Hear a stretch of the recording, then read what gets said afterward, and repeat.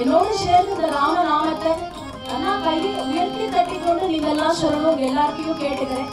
லோக க்ஷேமத்துக்காக பிரார்த்தனை பண்ணிட்டு இந்த நாமத்தை நாம் அனைவரும் சேர்ந்து சொல்லலாம் அப்படின்னு தோன்றியது. ராம ராம ராம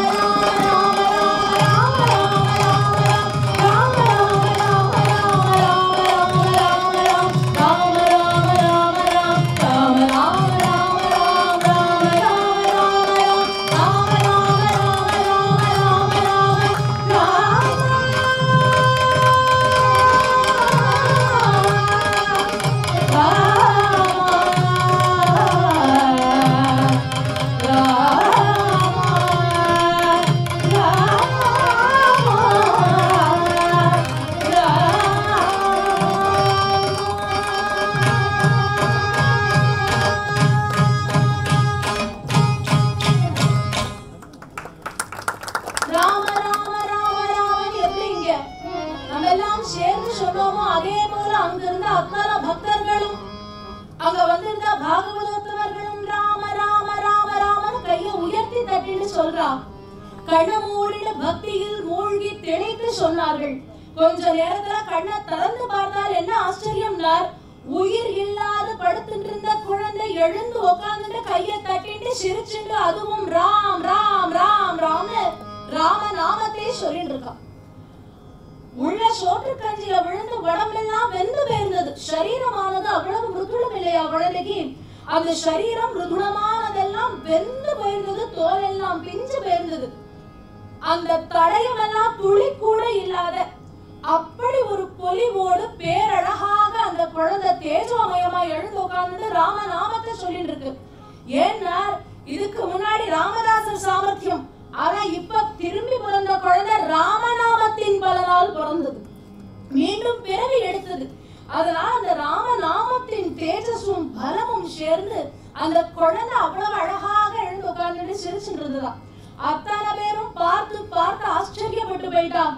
இப்படி ராமதாசருக்கு பகவான் பிரத்யக்ஷமா இருக்காருங்கிறத காண்பிச்சுட்டாரே, அத்தனை பேருக்கும் உணர வச்சுட்டாரே. இந்த பூஜைக்கு இன்னைக்கு வந்தா நம்ம எல்லாம் என்ன பாக்கியம் பண்ணோமோன்னு தெரியல.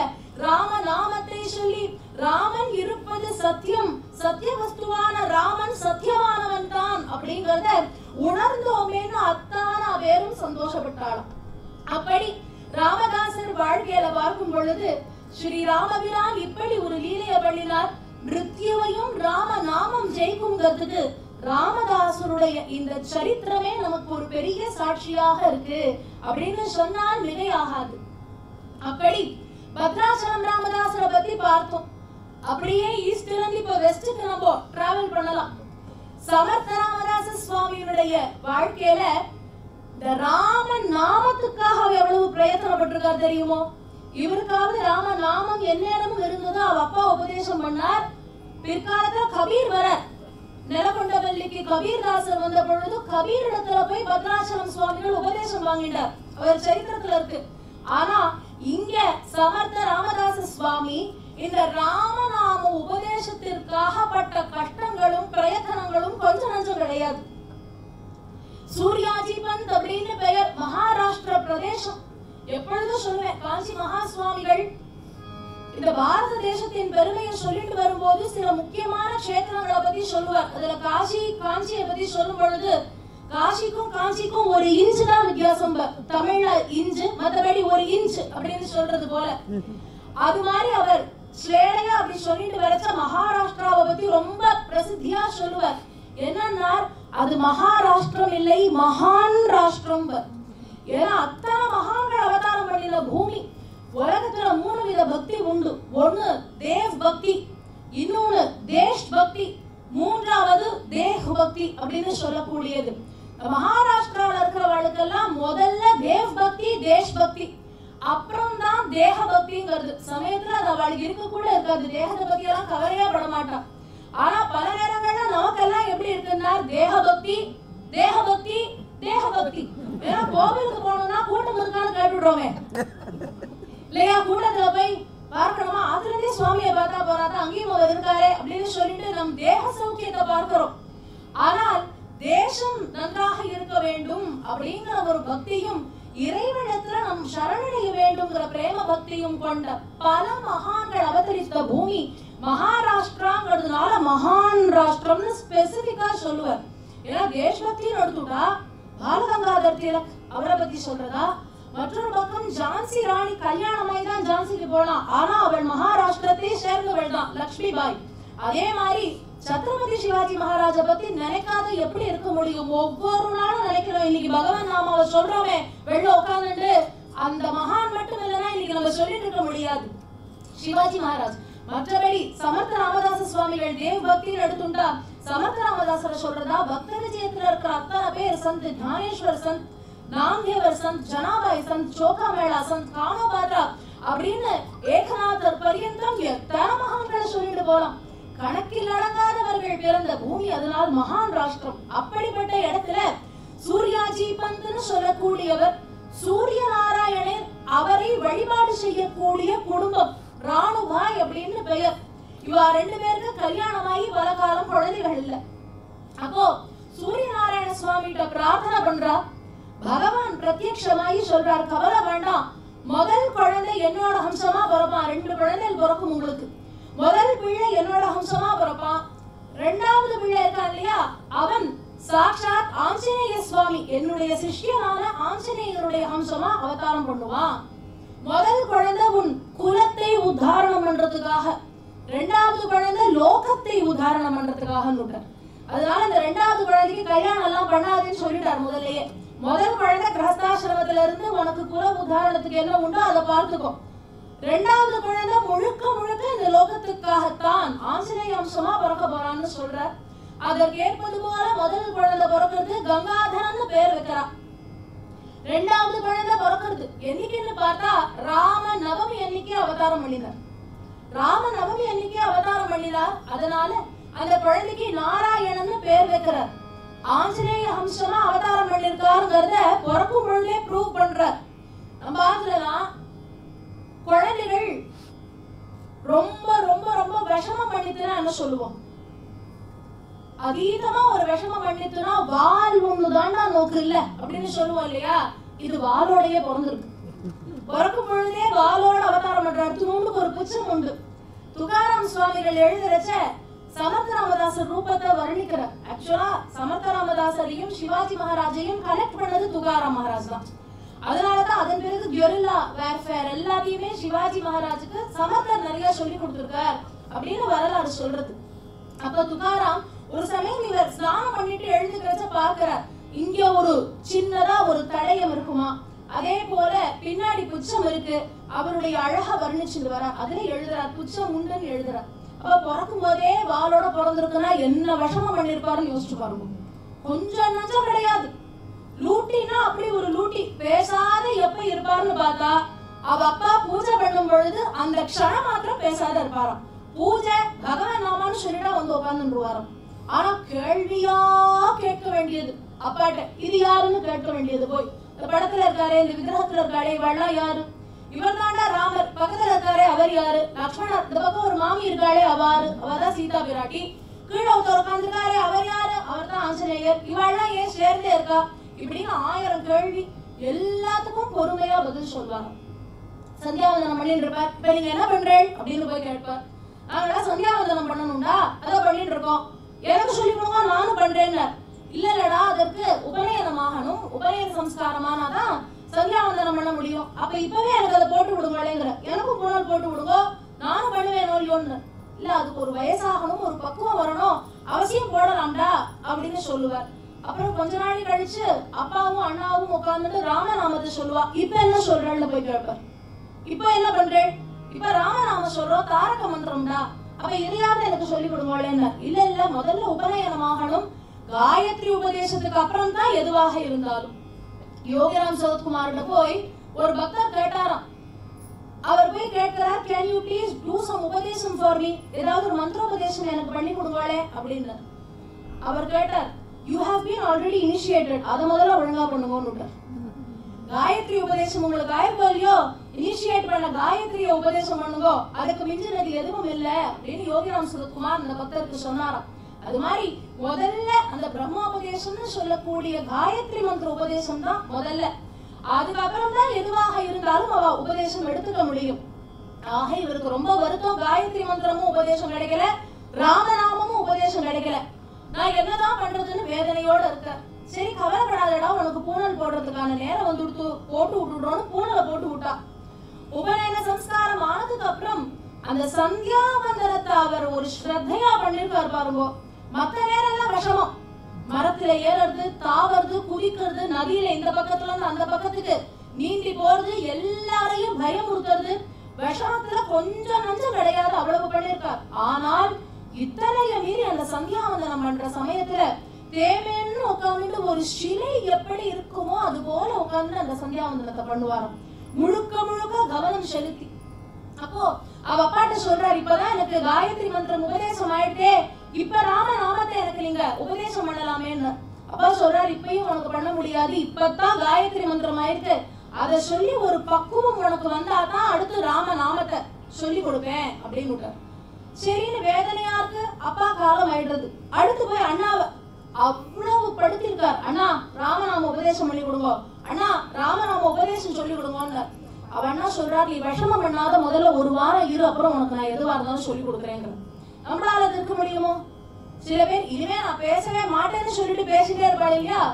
அது மாதிரி நான் விஷமம் பண்ண மாட்டேன் அப்படின்னு சொன்னாலும் அந்த விஷமங்கள் எல்லாம் ஒரு பக்கம் பண்ணிட்டே தான் இருக்க. ஒவ்வொரு நாளும் போய் என்னட்ட கேட்பார், இன்னைக்கு சொல்லி தரேடா, இன்னைக்கு உபதேசம் எடுத்து தரேடா, இன்னைக்கு ராமநாமத்தை சொல்லி கொடுங்க, எனக்கு ஆசையா இருக்கு அப்படின்னு எல்லாம் கேட்பார். அவ அண்ணா சொல்லியே கொடுக்கல. ரொம்ப காலம் வேதனையோடயே இருந்துட்டு இருக்கார். இந்த சமயத்துல வேற நிறைய லீலைகள் நடக்கிறது. அவ அம்மா கூப்பிட்டு சொல்லுவா, ஏண்டா நாராயணா பொறுப்பு இல்லாத இருக்கேன்னு கேட்பாளாம். ஒரு பொறுப்பு வேண்டாமா? அண்ணா பாரு எப்படி இருக்கான், சமத்தா இருக்கான் பாத்தியா, எல்லாருக்கும் வேதத்தை சொல்லி கொடுத்துண்டு அழகா ஆத்துக்கு என்ன வேணுமோ அதெல்லாம் பண்ணிட்டு ஒரு கோதுமை மூட்டையில இருந்து எல்லாம் அண்ணாவால தானே ஆத்துக்கு கிடைக்கிறது. நீ பிள்ளையா இருந்துட்டு என்னடா பண்ற, கொஞ்சம் பொறுப்போட நடந்துட்டேன்னா அண்ணா மண்ணி எல்லாருக்கும் சௌக்கியமா இருக்குமோ இல்லையோன்னு அவர் சொல்றாரு. இப்ப என்ன பொறுப்பு என்ன இல்லாம இருக்கேன்னு, ஏண்டா உன்னால ஒரு கோதுமை சம்பாதனை பண்ணிட்டு வர முடியுமான்னு. ஓ இப்ப கோதுமை கொண்டு வந்தா பொறுப்புங்கிறளா? ஆமாண்டா, பின்ன வேற என்ன, சரி இருங்கோ அப்படின்னு ஓடி போனார். பார்த்து மனையில ஒரு கடை இருக்கு, தெரு மனையில. அந்த கடையில போயிட்டு ஒன்னும் சொல்லல, கடைக்காரண்டெல்லாம் தானா ஒரு கோதுமை மூட்டைய தூக்கின்னு வந்துட்டார். தூக்கின்னு வந்து இந்த கோதுமை இதுவே பொறுப்பு இல்ல அதுன்னு சொன்னா பாருங்கிற. ஏண்டா ஏதுடா கோதுமை மூட்டை எப்படி எடுத்துன்னு வந்தேன்னா, அதெல்லாம் தெரியாது, அங்கேருந்து எடுத்துன்னு வந்து வச்சுட்டேன். பணம் கொடுக்காம எப்படிடா எடுத்துன்னு வந்தேன்னா, அதெல்லாம் தெரியாது, பார்த்தே இருந்தது தூக்கின்னு வந்து வச்சுட்டேன். பின்னாடியே கடைக்காரன் வரான், அம்மா அம்மா அம்மா காசு கீசு கொடுக்காம இது பாட்டுல கோதுமை மூட்டையை தூக்கின்னு வந்துச்சுமா பிள்ளை அப்படிங்கிற. அவ கேக்குறா, எனக்கு ஒண்ணும் தெரியாதுங்க, நீங்க எடுத்துட்டு போயிடுங்க. ஏன்னா இப்படி பணம் இல்லாம எடுத்துட்டு வரக்கூடாது, இது திருட்டுக்கு சமானம் இல்லையான்னு. அதெல்லாம் ஒண்ணும் தெரியாது, சரியா நீங்க எடுத்துட்டு போங்க அப்படின்னு. அவர் தூக்கி பார்த்தார், மூட்டையை தூக்கவே முடியல. கடையில இருந்து 4 பசங்களை வர சொல்லி அந்த மூட்டையை தூக்க சொல்லி எடுத்துட்டு போனார். ஆனா என்ன ஆச்சரியம்னார், 4 பேர் முயற்சி பண்ணியும் அவ்வளவு கஷ்டமா வெயிட்டா இருக்கிற மூட்டைய ஒரே ஆளா இத்தினோண்டுக்கு இருந்து தூக்கின்னு வந்திருக்கார். இதுல ரெண்டாவது என்ன நடக்குதுன்னா, ஒரு மூட்டையை தூக்கினா கீழே இன்னொரு மூட்டை வருது, இதையும் தூக்கின்னு போங்கிற. அவர் சொல்றது பாருமா, ஒரு மூட்டை தான் என்னோடது, மற்ற மூட்டையெல்லாம் எனக்கு கிடையாது, என்ன ஆளவிடும் ஓடியே போயிட்டார். அம்மாக்கு இன்னும் பதட்டம் வந்துடுத்து, என்னடா அது இவ்வளவு நாள் ஏதோ இப்படி விஷமம் தான் பண்ணிட்டு இருந்தான்னு பார்த்தா புதுசா எங்கேயாவது மாந்திரிக்கோ மந்திரங்கன்ற எதையாவது தெரிஞ்சுட்டு வந்து சித்து வேலையெல்லாம் எதையாவது பண்றானா தெரியலையே, ஏண்டா என்னடா இது அப்படின்னா, என்னடா பண்ணுவேன், ஏதாவது மந்திரம் தெரிஞ்சுட்டியான்னா, அதெல்லாம் தெரியாதுமா, ஒன்னும் சொல்ல மாட்டேன், காயத்ரி மந்திரத்தை கரெக்டா சொல்லிட்டு இருக்கேன், அவ்வளவுதான், அதை சொல்றேன், வேளா வேலைக்கு என்ன பண்ணணுமோ அதை ஜபம் பண்றேன்னு. அம்மா பார்த்தா சரி இப்படி இருக்கிற பிள்ளைக்கு கல்யாணம் பண்ணி வச்சுட்டா பொறுப்பாவான்னு நினைச்சா. சூரிய பகவான் சொன்னது அந்த சமயத்துல கண்ணை மறைச்சு கொடுத்து, பல நேரங்கள்ல புத்திய மறைக்கும்னு சொல்லுவா இல்லையா, அது மாதிரி சூரிய பகவான் சொன்னது மறந்து போயிடுச்சு. பிள்ளைக்கு கல்யாணத்துக்கு ஏற்பாடு பண்றான். பண்ணிட்டு சொல்றது வேற, உனக்கு கல்யாணத்துக்கு ஏற்பாடு பண்ணிருக்கேன் இன்றைய தினம் அப்படின்னு ஒரு டேட்டை காமிச்சு உனக்கு கல்யாணம்ன்றான். ஆற கேட்டு கல்யாணத்துக்கு எல்லாம் ஏற்பாடு பண்ணேன், எனக்கெல்லாம் கல்யாணம் வேண்டாம் அப்படிங்கிறார் இவர். அந்த அம்மா சொல்றா, ஆற கேட்கணும்னா உன்னோட அம்மா உன்கிட்ட என்ன பர்மிஷன் கேட்கறேன்னு நினைச்சியா கல்யாணத்தை வச்சுக்கலாமான்னு? கிடையாது, நிச்சயம் பண்ணியாச்சு, மவனே வந்து தாலியை கட்டணும், அதற்கு தான் உன்னை கூப்பிட்டுருக்கு, வேற ஒண்ணும் கிடையாதுன்னு. அதெல்லாம் முடியாது, நான் ஓடி போயிடுவேன், கரெக்டா கல்யாணத்துக்கு எங்கேயாவது ஓடி போயிடுவேன். உடனே அம்மா அழ ஆரம்பிக்கிறாளா, ஏன்டா இப்படி பண்ற, இந்த மாதிரி என்ன படுத்துறியே, அப்பாவும் உயிரோடு இல்ல, என்ன பார்த்தா நமக்கு பரிதாபமாவே இல்லையாடா, எவ்வளவு வேதனையா இருக்கு தெரியுமா, மன்னி பாரு எவ்வளவு கஷ்டப்படுறா, எனக்கும் வயசா இருக்கு, என்னால ஒண்ணும் பண்ண முடியல, நம்ம பாக்குற வேலைக்கெல்லாம் ஆள் வச்சு சரிபடுமா சொல்லு, அதெல்லாம் நமக்கு வழக்கமும் கிடையாது. அப்ப நீ ஒரு கல்யாணம் பண்ணிட்டேன்னா மன்னிக்கு ஒத்தாசையா இருக்கும் இல்லையோடா, கொஞ்சம் அதுக்காகவாவது கல்யாணம் பண்ணிக்கோங்கிற. அம்மா என்னை விட்டுடு, என் இலக்கு அது இல்லைங்கிற. அதெல்லாம் கிடையாதுடா, நீ கல்யாணம் பண்ணிக்கணும். சரி ஒண்ணு பண்ணு, எனக்கு ஒரு சத்தியம் பண்ணி கொடு, லக்ன பத்திரிகை படிக்கிற வரைக்கும் லக்னாஷ்டகம் முடிகிற பர்யந்தம் நீ என்னோட இருக்கணும், ஓடி போக மாட்டேன் அப்படின்னு சத்தியம் பண்ணணும்னா. அங்கதான் பகவத் மாயான்னு சொல்லக்கூடியது. தாலி கட்டுற வரைக்கும் ஓடப்படாதுன்னு சத்தியம் வாங்குற, லக்னாஷ்டகம் படிக்கிற வரைக்கும் ஓடப்படாதுன்னு வாங்கினான் சத்தியம். லக்னாஷ்டகம் படிக்கிற வரைக்கும் ஓடப்படாது, அவ்வளவு தானே, சரி சத்தியம், ஓட மாட்டேன். அவளுக்கு என்னன்னா, லக்னாஷ்டகம் படிச்சு அந்த திரைய விளக்கிற உடனே பொண்ணை பார்ப்பான், பொண்ணை பார்த்த உடனே அவ அழகா இருக்கான்னு கல்யாணம் பண்ணிடுவான்னு அவளுடைய ஒரு எண்ணம். அதனால அவ அப்படி ஒரு சத்தியத்தை வாங்கினான். கல்யாண நாள் வந்தது, அழகா மங்கள ஸ்நானம் எல்லாம் பண்ணி வச்சு அலங்காரங்கள் எல்லாம் பண்ணி இந்த குழந்தை நாராயணனை ஒரு பக்கம் அழைச்சிட்டு வந்து உட்காந்து வைக்கிறா. நடுவுல ஒரு திரை, இந்த பக்கம் அந்த கல்யாண பொண்ணு அலங்காரம் பண்ணி அழைச்சிட்டு வந்து உட்காந்து வச்சிருக்கா. எல்லா சம்பிரதாயங்களும் அவ வழிபடி போயிட்டு இருக்கு. அவளுடைய சம்பிரதாயத்துல இந்த லக்னாஷ்டகம் படிச்சு 3 தரம் அந்த திரைய விளக்குறதுன்னு ஒரு வழக்கம் உண்டு அவளுக்கு. அப்போ லக்னாஷ்டகம் படிக்க போறா. சாவதான் சாவதான் சாவதான் குரல் கொடுக்குறா. சாவதான் அப்படின்னா நம்ம எல்லாம் சொல்லுவோம் இல்லையா, அலர்ட் காஷன் அப்படின்னு சொல்ற மாதிரி அவர் சொல்றார் சாவதான் அப்படின்னு. வாத்தியார் படிக்கிறார். சுலக்னே சாவதான் சுமுஹூர்த்தே சாவதான் ஸ்ரீ லக்ஷ்மி நாராயண தியானம் சாவதான் அப்படின்னு படிக்கிறா. அப்படி லக்னாஷ்டகம் படிச்சு திரைய விளக்க போறா. இது எதுக்குன்னா கல்யாணத்துல கதகதன்னு பேசிட்டு இருப்பா. என்ன நடக்கிறதுன்னு எல்லாரும் பார்க்க மாட்டா. அப்ப அவளை அலர்ட் பண்றதுக்கு ஒரு வழி வேணுங்கிறதுனால சுலக்னே சாவதான் அப்படின்னு படிப்பா. அதே மாதிரி எல்லாரும் பார்க்கணும், சரியா தர விளக்க போற நேரம் வந்துட்டுன்னு ஒரு அனௌன்ஸ்மெண்ட் பண்ற மாதிரி. மத்தவாளுக்கு எல்லாம் அது ஒரு அலர்ட்டா இருந்தது. ஓ நம்மள கூப்பிடுறா பார்ப்போம் அப்படின்னு அலர்ட். இவருக்கு மட்டும் எப்படி இருந்ததுன்னா காஷனா இருந்ததாம். இவருக்கு மட்டும் ஏதோ வேண்டாம் ஓடி போயிடுன்னு சொல்ற மாதிரி இருக்கு. எழுந்து போயிடு, நாராயணா இந்த இடத்துல உட்காராதே, திரைய விளக்கினா அதுக்கப்புறம் மாமிதான் சுவாமி கிடையாது, உனக்கு சுவாமியா மாமியான்னு டிசைட் பண்ண வேண்டிய டைம் இதுதான். அதனால சுலக்னே சாவதான், நல்ல லக்னம் வந்துட்டு ஓடி போ, சுமுஹூர்த்தே சாவதான், எழுந்து ஓடி போயிடு, லக்ஷ்மி நாராயண தியானம், ஆமா எனக்கு அதுதான் வேணும்னா ஓடி போயிடு, இல்லன்னா இந்த பக்கம் மாமிதான் கஷ்டம் அப்படிங்கிற மாதிரி விழுந்தது.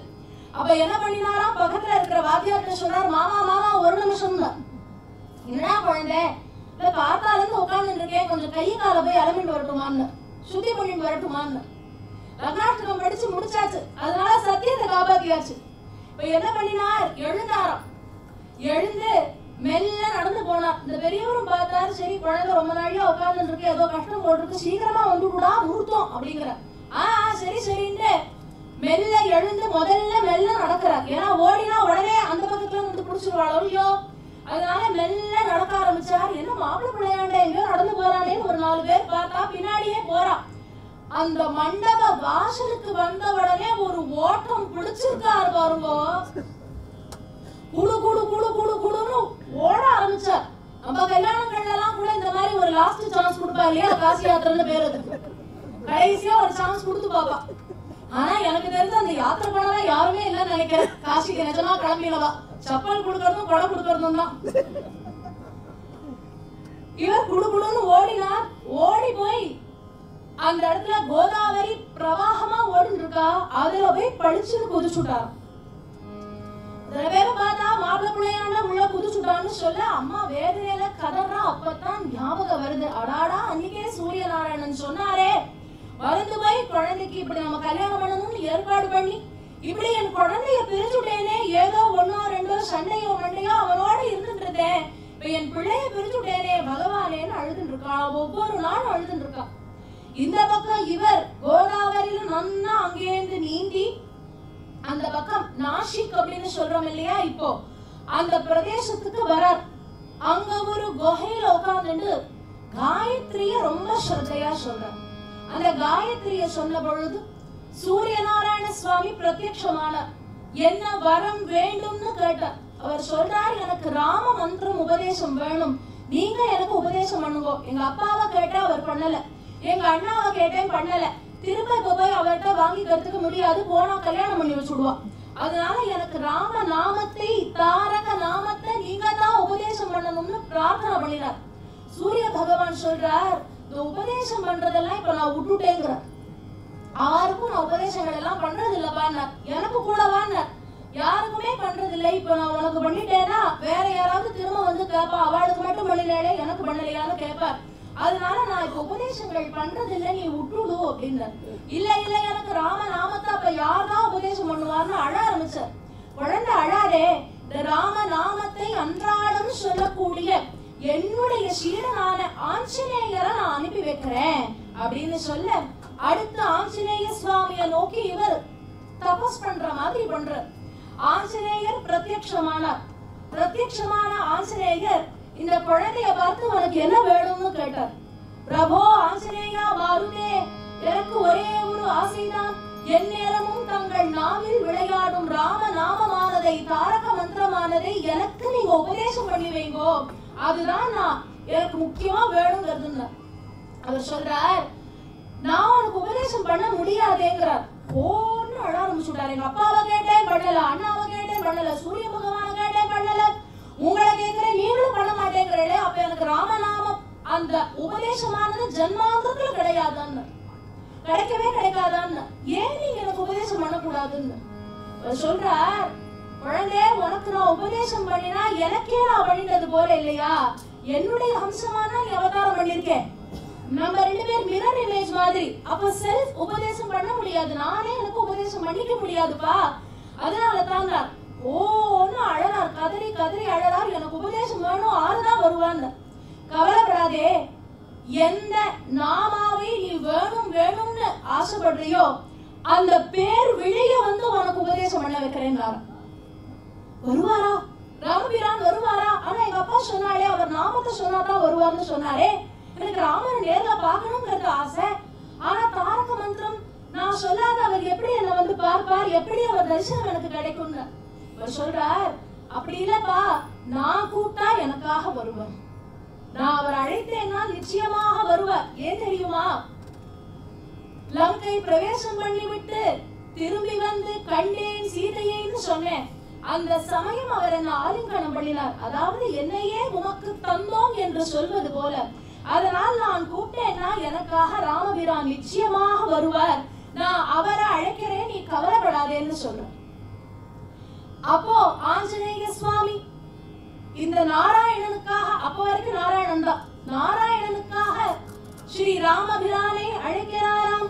தசரத நந்தன ராம ராம ரசமுக வஞ்சன ராம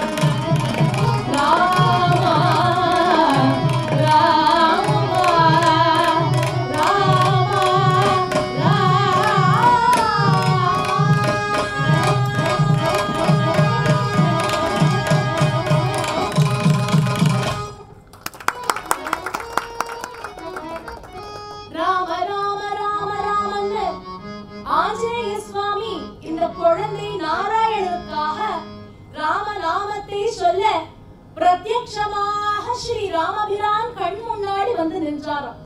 தனியா வர சுவாமி ராமனுடைய ரூபம் எப்படி இருக்குன்னா அந்த சமச்சரணங்கள் தாமரை பூ போல பாதம். கம்பர் வர்ணிக்கிறார் இல்லையா, தோள் கண்டார் தோளே கண்டார் மணி தாள் கண்டார் தாளே கண்டார்னு. ராமபிரான் தோளை பார்த்தாச்சுன்னா அதையே பார்த்துட்டு இருக்கணும் போல இருக்கு, வேற எங்கேயும் கண் போக மாட்டேங்கிறது. அந்த தாளான காலை பார்த்துட்டா அதையே பார்த்துட்டு இருக்கலாம் போல இருக்கு, கண்ணை பார்த்துட்டா அந்த கண்ணையே பார்த்துட்டு இருக்கலாம் போல இருக்கு. அழகா நறுமை தேய்த்து அந்த கூந்தல் பளபளபளபளன்னு இருக்கு, சுருண்ட கேசங்கள் அப்படி முன்னாடி வந்து விழருது.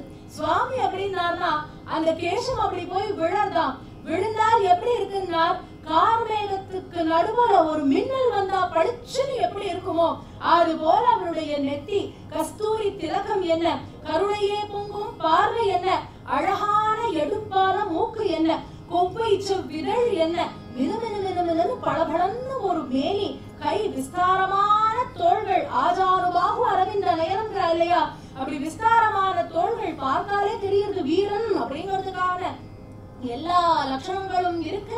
அழகான அந்த கோலத்துல சுவாமி கண் முன்னாடி வந்து நின்னார்.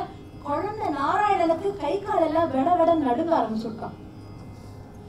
குழந்தை இல்லையா, அவர் உபதேசம் பண்ணாதான் ராமர் உபதேசம் பண்ணி ராம நாமத்தை சொன்னாதான் தரிசனம் கிடைக்கும்னு அப்பா சொல்லியிருக்கா.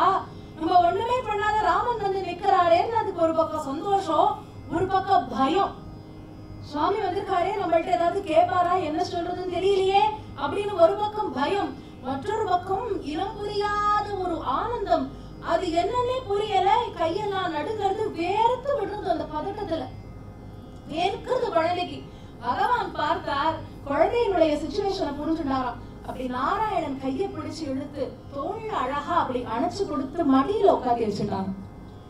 வீரனாக இருக்கலாம், எங்க வீரத்தை காண்பிக்கணும்னு இருக்கோ இல்லையோ, பூச்சி போட்டுக்கிட்டலாம் வீரத்தை காண்பிக்கிறதா, காமிக்கிறதுக்குன்னு ஒரு இடம் இருக்கு. எங்க கருணையை காண்பிக்கணுமோ அங்க கருணை, எங்க மரியாதை கொடுக்கணுமோ அங்க மரியாதை, எங்க ரௌத்ரமோ அங்க ரௌத்ரம், எங்க வீரமோ அங்க வீரம், அதுதான் ராமம். அப்படி அந்த ராமன் கருணையோடு குழந்தைய மடியில உட்காந்து வச்சுட்டு தலைய தடவி கொடுத்து வெயர்க்கிறத தொடச்சு விட்டாராம். கவலைப்படாதே, உனக்காகத்தான் நான் வந்திருக்கேங்கிற மாதிரி அந்த குழந்தைய இறுக்கி பிடிச்சிட்டு உனக்கு என்ன வேணும் அப்படின்னு கேட்டார். ராம நாம உபதேசம் வேணும் சுவாமின்னு, நானே உனக்கு பண்ணி வைக்கிறேன் கவலைப்படாதேன்னு என்று சொல்லி ஸ்ரீ ராம திரையோதசாட்சரி மந்திரத்தை உபதேசம் பண்றான். ராம திரையோதசாட்சரி அப்படின்னா 13 அக்ஷரங்கள் கொண்டது. எப்படி வரும்னார், ஸ்ரீராம ஜெய ராம ஜெய ஜெய ராமா, ஸ்ரீராம ஜெய ராம ஜெய ஜெய ராமா, ஸ்ரீராம ஜெய ராம ஜெய ஜெய ராமா, ஸ்ரீராம ஜெய ராம ஜெய ஜெய ராமா அப்படின்னு அந்த ராம திரையோதசாட்சரின்னு சொல்லக்கூடியத பகவான் ராமனே இந்த நாராயணன்கிற குழந்தைக்கு உபதேசம் பண்ணினார். பரமானந்தம் அந்த குழந்தை ராம நாமத்தை சொல்ல ஆரம்பிக்கிறது. பகவான் சொல்லிட்டார், இந்த ராம திரையோதசாட்சரியானதை 100 கோடி தரம் சொல்லு, உன் கண் முன்னாடி பிரத்யக்ஷமாய் உனக்கு நான் தரிசனம் கொடுப்பேன் மீண்டும். அப்போ சரின்னுட்டார், ராம திரையோதசாட்சரிய சொல்லணும். ராமர் மறுச்சுட்டார், ஆஞ்சநேயர் இருக்கார், நான் எப்படி கணக்கு வச்சுப்பேன், நீ ஒண்ணும் கணக்கு வச்சுக்க வேண்டாம், நான் பகவான கணக்கு வச்சுக்க சொல்றேன்னு. நீ சொல்லபடி இப்பெல்லாம் மெஷின், அப்பெல்லாம் ஏது ஆழ்ந்த தியானத்துல இருந்தா கணக்கு வச்சுக்க முடியாது இல்லையா. தியாகராஜ சுவாமி வரலாறுலயே 96 கோடி தரம் அவர் ராமநாமத்தை சொன்னார் அப்படின்னு சொல்றோம். அது தியாகராஜர் கணக்கு வச்சுட்டாரா கிடையாது. அவர் கணக்கு வச்சுட்டு 1 2 3 4 இல்ல இப்படி போட்டு வருவாளே, பழைய காலத்துல லைன் போட்டு வருவாளே அப்படிலாம் கிடையாது. ஒரு ஆவரேஜா அவர் வாழ்ந்த காலம் மூச்சே ராமம். அவருக்கு மூச்சு எடுக்கிறச்ச ஒரு தரம் ராமாம்பார், விடுறச்ச ராமாம்பார். அப்படி ஆவரேஜா பார்க்கும் பொழுது அவர் காலத்துல அவர் இருந்த டைம்ல ராமன் அவருக்கு தரிசனம் கொடுத்த டைம்ல 96 கோடி தரம் அவர் சொல்லியிருப்பார் அப்படின்னு சொல்றது. அது மாதிரி இங்க நான் எப்படி கணக்கு வச்சுப்பேன்ல, நீ ஒரு கணக்கு வச்சுக்க வேண்டாம், பகவான் கணக்கு வச்சுப்பார், நீ ஸ்ரத்தையா நாமத்தை சொல்லுனார். பல வருடங்கள் அந்த நாமத்தை சொல்லிட்டே வரார், ஒவ்வொரு நாளும் பக்தியோட சொல்றார். ஆனால் சுவாமி வரல, மனசுல வேதனை தான் மிஞ்சது. எப்ப நான் நீ வரப்போற ராமா, எத்தனை தினம் நான் சொல்லியிருக்கேன்னு கூட தெரியலையே. தினம் தினம் சொல்றத பார்த்தா சொல்லியிருப்பேனோன்னு தோணுது. ஆனால் நீ இன்னும் வரமாட்டேங்கிறியேன்னு வேதனையோடு ராமா காருண்யத்தை காண்பின்னு பாடுறார். ஹே தயாளுவா ஹே கிருபாளுவா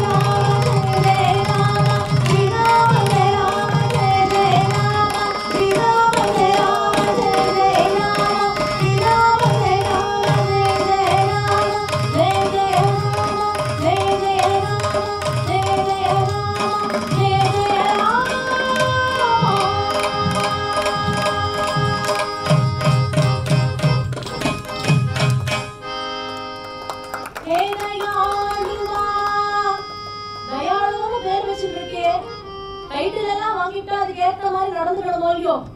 உனக்குதான் அவார்டு கொடுத்துருக்கா, டைட்டில் கொடுத்துருக்கான்னா அதுக்கு ஏற்பது போல நடந்துக்க வேண்டாமா? தயாளுன்னு சொல்றா, கிருபாளுன்னு சொல்றா. அப்போ கிருபை பண்றதுக்கு நீ வர வேண்டாமா? என் மேல தயை காண்பிக்க வேண்டாமான்னு கதற இந்த அற்புதமான ஒரு கீர்த்தனத்தை பாடின உடனேவே ஸ்ரீ ராமபிரான் பரிவாரத்தோடு பிரத்யக்ஷமா தரிசனம் கொடுத்தாராம். முதல்ல வருஷம் தனியா வந்தார். ஏன்னா அப்ப உபதேசம் பண்ணணும், ஃபேமிலி அப்ப அவசியப்படாது. ஆனால் இப்போ உபதேசம் ஆயிட்டு தரிசனம் கொடுக்கணும் இல்லையா? அப்போ தாயார் சீதா லக்ஷ்மண சுவாமி ஆஞ்சநேய பரியந்தம் அற்புதமான தரிசனத்தை அவருக்கு கொடுத்தார். தாயார் சீதை சொல்றா, ராமதாசர் இனிமே உனக்கு திருநாமம். இவ்வளவு நாள் நாராயணன் சொல்லிட்டு இருந்தா, இப்ப ராமதாஸ் அப்படின்னு சொல்லிட்டா. கிட்டத்தட்ட 20-21 வயசு கிட்ட ஆயாச்சு. சின்ன பையனா இருந்தாச்சு, ஆத்த விட்டு வெளில வந்தா. ஆனா இத்தனை காலம் ஆயிட்டு ராமபிரான் பரிவாரத்தோடு இருக்கு தரிசனம் கொடுக்கறதுக்கு. ஸ்ரத்தையா ராமநாமத்தை சொன்னார் ராமபிரான். இனிமேல் நீ புறப்படணும் அப்படிங்கிற லோக உதாரணம் ஆரம்பிக்கணும் இல்லையா? அதனால கிளம்புன்ற தாயார் பார்த்தா, ஒரு நிமிஷம் இருக்கும்னாலும். தாயாருடைய கருணை எப்பேற்பட்டதுன்னா, குழந்தை எவ்வளவு சின்னதா இருக்கிறச்ச நீ வந்த தெரியுமா? ஆத்த விட்டு உங்க அம்மா எப்படி அழுதுட்டு இருக்கான்னு உனக்கு தெரியுமான்னாலும். ஒவ்வொரு நாளும் உங்க அம்மா ராணுபாய் எப்படி அழகா தெரியுமா? என் பிள்ளைய தொலைச்சுட்டேனே, எங்க இருக்கானோ, என்ன பண்றானோ, ஏது பண்றானோன்னு ஒன்னும் தெரியாம வாசல பார்த்து உட்கார்ந்து இருக்கா. முதல்ல உங்க அம்மாவை போய் பாரு, அதுக்கப்புறம் லோக உதாரணம் பண்ணலாம்னாலும். ஏன்னா அம்மாவுக்கு மிஞ்சின சாஸ்திரம் ஏது, அம்மாவுக்கு மிஞ்சின உலகம் ஏது? அத்தனை பக்குவ ஞானி ஆதிசங்கர பகவத் பாதாளே எத்தனையோ ஸ்தோத்திரம் பண்ணினா கூட உருகினது மாத்ரு பஞ்சகம்ல. அம்மா கால மார்த்தங்கிருச்ச உருகுற. நான் என்ன பண்ணுவேன்? இத்தனை என்ன முக்தாமணிஸ்துவம் நயனே மமேத்தின்னு விட்டார். கண்ணே மணி என்னன்னா என்ன கொஞ்சம் நீ ஏன் அந்த வாய்க்கு நான் வாய்க்கரிசி போடணுமாங்கிற அப்படி ஒரு எல்லாம் வந்துட்டேன்னு அழற. ஆஸ்தாம் தாவதியும் பிரசூதி சமயே துர்பார சூலபியதாம் நைருச்சியம் தனுஷோஷனம் மலமயி சய்யாச்ச சாம்வத்சரி ஏகஸ்யாபின கர்ப்பபார பரண க்லேஷஸ்ய யக்ஷ க்ஷமஹ தாதும் நிஷ்கிருதி முன்னதோபிதனையே தஸ்யை ஜனன்யை நமஹன்ன. ஒரு வருஷ காலம் அந்த கர்ப்ப பாரத்தை தாங்கி இருக்கியே, எத்தனை தரம் மலம் மூத்திரம் உனக்கு உள்ளேயும் நான் அசுத்தி பண்ணிருக்கேன், வெள்ள வந்த அப்புறமா அசுத்தி பண்ணிருக்கேனே, ஒரு நாளாவது கோபப்பட்டிருக்கியான்னு.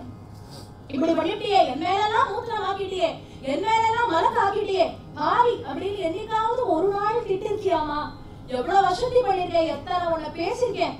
ஆனால் எதற்கும் நீ கொஞ்சம் கூட திட்டாத குழந்தை குழந்தை குழந்தை குழந்தைன்னு ஒரு இறக்கத்தோட உன்னை விட ஒரு தெய்வத்தை பார்த்துட முடியுமான்ற.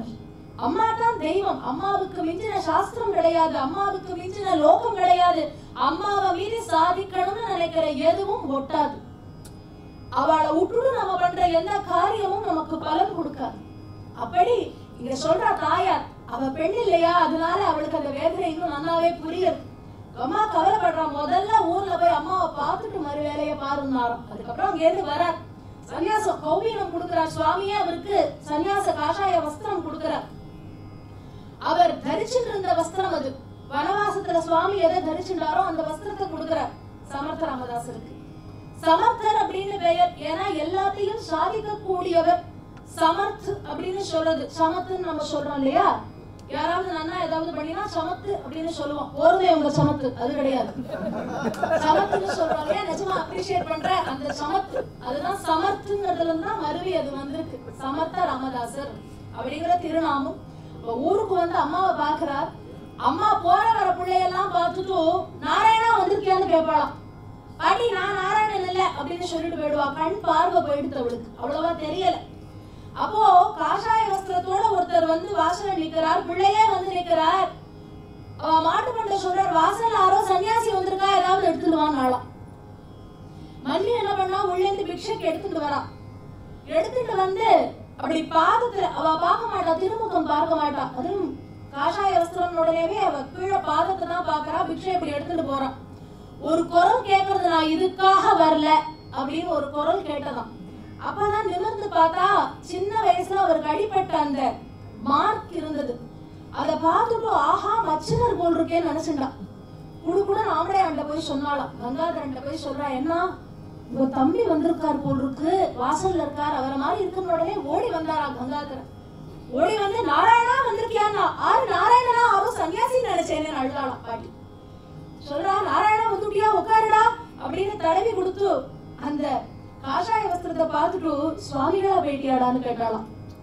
சுவாமிகளா பேட்டியாடா அப்படின்னு நடந்ததெல்லாம் சொல்றார். என்னோடயே இறைங்கிற, என்னோடயே இறை. இல்லம்மா, லோகோத்தாரணம் பண்ணணும், பெரிய பொறுப்புகளை பகவான் கொடுத்திருக்காரு, நான் கிளம்பணும். அப்ப எப்படி ஆதிசங்கர பகவத் பாதாள் அவ அம்மா வாங்கிட்டாலோ அதே மாதிரி இவரும் சொல்றார், எங்க இருந்தாலும் வந்துடுவேன், அந்தியமக்கைக்கு வந்துடுறேன் அப்படின்னு சொல்றார் அம்மாக்கு. கிட்டத்தட்ட 2 பேர் சரித்திரத்திலேயே நிறைய சம்பந்தம் இருக்கும், ஒண்ணுக்கு ஒண்ணு நிறைய ஒரு ஒற்றுமை இருக்கக்கூடிய சமர்த்த ராமதாசர் சுவாமி சரித்திரமும் ஆதிசங்கர பகவத் பாதாள் சரித்திரமும் பார்க்கும் பொழுது அதன் பிறகு அங்கேருந்து கிளம்பி எத்தனையோ அதன் பிறகு லீலைகள் எல்லாம் பண்ணினார். ஆனால் கூட எல்லாத்துக்கும் காரணம், சாதனை அத்தனைக்கும் காரணமாக இருந்தது ராம நாமம் அப்படின்னு சொல்லக்கூடியது. சிவாஜி மகாராஜ் அதுக்கப்புறம் வந்து இவரை சந்திக்கிறார். சிவாஜி மகாராஜுக்கு எல்லாம் சொல்லி கொடுக்கிறார். அதாவது இவருக்கு சித்தி இருந்ததுனால எந்த நேரத்துல கோட்டையில யார் இல்லைங்கிறது தெரியும். அதனால கரெக்டா சொல்லுவார், இந்த டைம்ல போய் அங்க படை எடுத்தேன்னா உனக்கு வெற்றி கிடைக்கும் பார், கிளம்புவார். அவர் சத்ரபதி சிவாஜி மகாராஜ் ராஜ்யாபிஷேகம் பண்ணிக்கிற சமயத்துல ராஜகுரு சமர்த்த ராமதாசர்னே சொல்றார். கூப்பிட்டார், நீங்க அவசியம் வரணும் அப்படின்னு சொல்லி கூப்பிட்டார். சதாரால இருக்கார். அப்போ இவரை கூப்பிடுறார் வாங்கன்னு. ஆனா வரமாட்டேன்னு, நான் இந்த லௌகீகத்துக்குள்ளேயே வரமாட்டேன், நான் இங்கே இருந்துக்கிறேங்கிற. அது எப்படி? இத்தனைக்கும் காரணமே நீங்க தானே. இன்னைக்கு நான் ராஜாவா உட்கார போறேன் அப்படின்னா அதற்கு காரணம் நீங்க. உங்க ஆசீர்வாதம் இல்லாம என் ராஜ்யாபிஷேகம் நடக்கப்படாது, நீங்க அவசியம் வரணும்னு. அப்பவே ஈஸ்ட் இந்தியா கம்பெனி எல்லாம் வர ஆரம்பிச்சாச்சு உள்ள. அதனால அவர் சொல்லிட்டார், நான் வரல, எங்க இருந்தாலும் நான் உன்னை ஆசீர்வாதம் பண்ணிட்டு தான் இருப்பேன், ராம நாம பலமானது உன்னை காப்பாற்றும்னு சொல்ல, அந்த ராம நாமத்தின் பெருமை என்ன அப்படிங்கறத அத்தனை பேருக்கும் புரிய வச்ச பெருமை சமர்த்த ராமதாச சுவாமிக்கு செல்கின்றது. இன்னும் பல லீலைகள், இன்னும் சொல்ல போனா ஒரு சமயம் அவரால் லோகோதாரணம் பண்ண முடியல அப்படிங்கிற மாதிரி ஒரு எண்ணம் வந்துடுத்து. கதறி கதறி அழ ஆரம்பிக்கிறார் சிவாஜியை பார்க்கறதுக்கு முன்னாடி. இதெல்லாம் அப்போ எப்படியாவது பிராண தியாகம் பண்ணணும் அப்படின்னு நினைச்சு மலையில இருந்து கூட கீழே விழறதுக்கு போனார். அப்போ ராமபிரானும் ஆஞ்சநேயரும் திரும்ப வந்து அவரை காப்பாற்றி அவர்கிட்ட சொல்றா, ஏடா இதுக்காடா உனக்கு இவ்வளவு நாங்க பண்ணினோம், இந்த மாதிரி பிராண தியாகம் பண்றேங்கிறியே, ஏன் இப்படி பண்ண? நான் நாம பலம் இருக்கு என்னிடத்துல, ஆனால் லோகம் இப்படி போறத பார்த்தா மனசு வேதனையா இருக்கு, இவை எல்லாத்தையும் சமாளிக்கிறதுக்கு ஒரு க்ஷத்ரிய பலம் வேணும்ல, ஒரு க்ஷத்ரிய பலம் எனக்கு தேவைப்படுறது அப்படிங்கறச்ச, கவலைப்படாதே, அந்த க்ஷத்ரியனே உன்னை வந்து சந்திப்பான்னு பகவான் சொல்ல, அதன் பிறகு துகாராம் சுவாமிகள் சத்ரபதி சிவாஜி மகாராஜையும் சமர்த்த ராமதாசரையும் பார்க்க வைக்கிற ஒருத்தர் மீட் பண்ணி அதுக்கப்புறம் நடந்தது என்னங்கிறது அநேகமா எல்லாருக்குமே தெரியும். அப்படி இன்றைய தினம் சனாதன தர்மமானது, பகவன் நாமாவானது நாம் அனைவரும் சொல்கிறோம் என்றால் அதற்கு காரணம் சமர்த்த ராமதாசர். சமர்த்த ராமதாசர் இத்தனையும் பண்றதுக்கு துணையாக இருந்தது எது அப்படின்னு பார்த்தா ஸ்ரீராம திரையோதசாட்சரின்னு சொல்லக்கூடிய ராம மந்திரம். அப்படிப்பட்ட ராம நாமத்தை பத்ராச்சலம் சுவாமிகள் எப்படி அனுபவிச்சாருங்கிறத பார்த்தோம். அதே போல சமர்த்த ராமதாசரும் எப்படி அனுபவிச்சாருங்கிறத பார்த்தோம். கடைசியா தியாகராஜ சுவாமி அந்த ராம மந்திரத்தை சொல்லி எப்படி பலன் பெற்றாருங்கிறத பார்த்து நம்ம பூர்த்தி பண்ணலாம். சத்குரு ஸ்ரீ தியாகராஜ சுவாமிகள் ஒரு தரம் இல்ல, 2 தரம் இல்ல, 96 கோடி தரம் ஸ்ரீ ராம நாமத்தை ஜபம் செய்த பெருமை கொண்டவர். அப்படி ராம நாமத்தை சொல்லியும் பகவான் பிரத்யக்ஷமான அவ அப்பா சின்ன வயசுல அவருக்கு சொல்லியிருக்கார். திருவாரூர்ங்கிற க்ஷேத்திரத்துல பிறக்கிறார். அவருக்கு அண்ணா உண்டு, ஜொப்பேஷன் அப்படின்னு ஒரு அண்ணா உண்டு. இவருக்கு நேர் மாறு.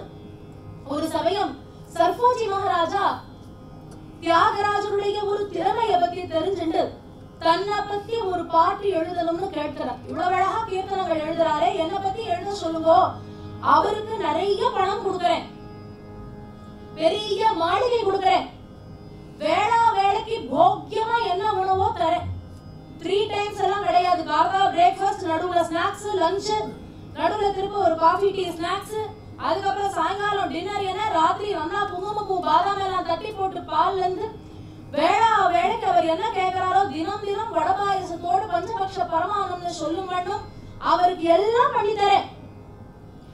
என்ன பத்தி ஒரு பாட்டு எழுத சொல்லுங்க. அவர் சொன்னார், இந்த சமாச்சாரம் கேள்விப்பட்டார், நிறைய பணம் தராளாம், நீங்க வாங்கோன்னு. ஒரே வார்த்தை தான் கேட்டார், மமத பந்தன யூக நரஸ்துதி சுகமா நிதிச்சால சுகமா ராமுனி சந்நிதி சேவ சுகமா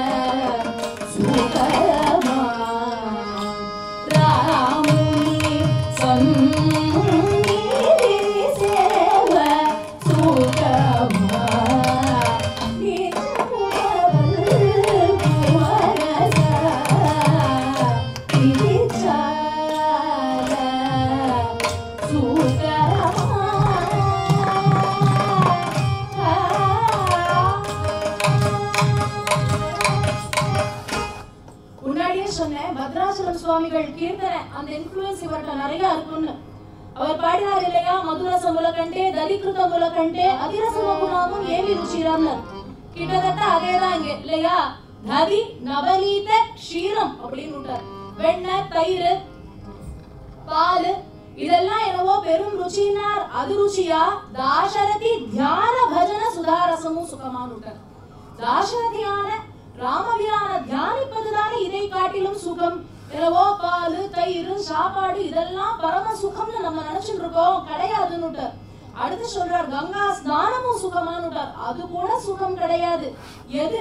மமத பந்தன, மமதையோடு இருக்கக்கூடிய ஒரு மனுஷனை ஸ்துதி பண்றது சுகமானார். மமத பந்தன யுத நரஸ்துதி சுகமானுட்டார். ஒரு நரனை ஸ்துதி பண்றது சுகமா கிடையாது. சுமதி தியாகராஜ ராம நாமம் இருக்கே, அதை சொல்வதுதான் சுகம். ராமனை பத்தி மட்டும் தான் பாடுவேன், நரஸ்துதி பண்ண மாட்டேன்னு. அப்படி இருந்தா தியாகராஜர் ராமனிடத்துல அவ்வளவு பக்தி. நரஸ்துதி பண்ண மாட்டேன், எவ்வளவு கோடி குடு, என்ன வேணாலும் குடு, எனக்கு அதெல்லாம் விட பெரிய சொத்து என்னிடத்துல இருக்குன்னு இல்லையா. ராம நாமத்தை விட வேற என்ன? மீராபாய் பாடும் பொழுது பாடுறா, கிருபா கரு அப்பனாயோ பாயோஜி மேலே ராம ரத்தனம். ராம் ரத்னம், ரத்னம் ராமநாமம் இருக்கே, அது சாமானிய ரத்னம் இல்ல. எப்படிப்பட்ட ரத்னம்னா யாரும் திருட முடியாது நம்மள்ட்ட இருந்து.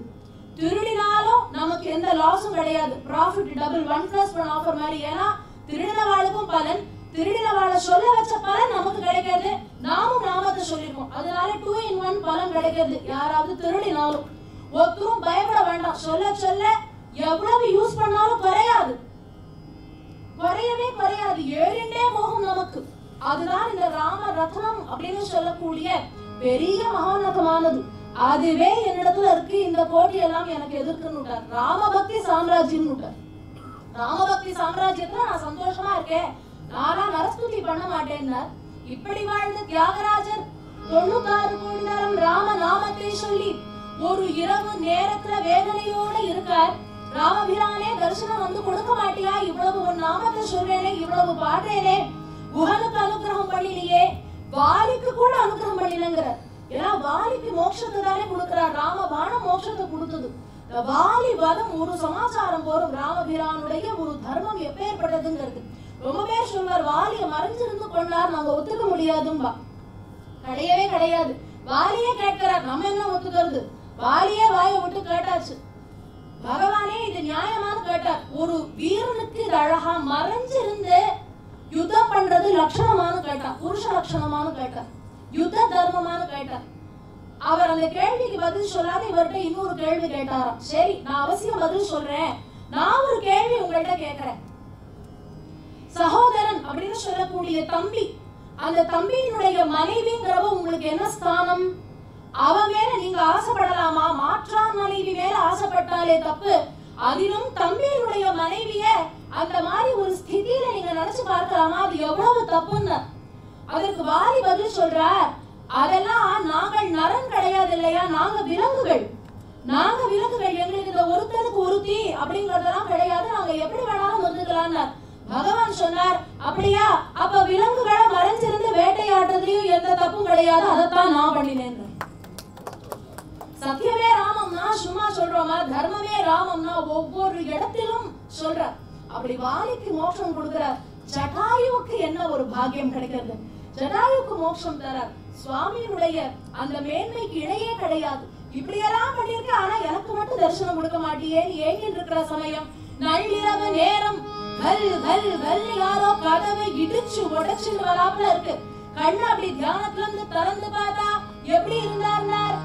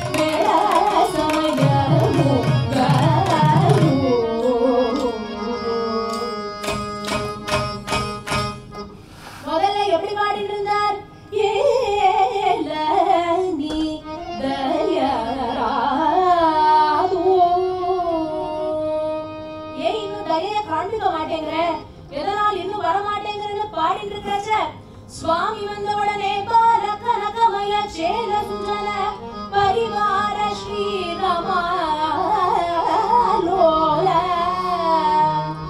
பரிவாரத்தோடு ரமா லோலனாக வனமாலிகாபரணம் அற்புதமா சுவாமி பிரத்யட்சமானார். ஆன உடனே என்ன பண்ணணும்னார்? சரணத்துல சொல்றார். ராரா தேவாதி தேவா ராரா மகானுபாவா ராரா ராஜீவ நேத்ரா ரகுவர புத்ரா. வாங்கோ வாங்கோன்னு ஸ்வாகதம் பண்றார். ராரா தேவாதி தேவா ராரா மகானுபாவா ராரா ராஜீவ நேத்ரா ரகுவர புத்ரா அப்படின்னு பரிவாரத்தோடு வந்த சுவாமிய அங்கு வரவேற்கிறார். அப்படி இந்த கீர்த்தனத்திலேயே அதனாலதான் முதல்ல பால கனகமயம் ஆரம்பிப்போம். பல்லவி என்னவோ ஏரலி தயராதுதான்.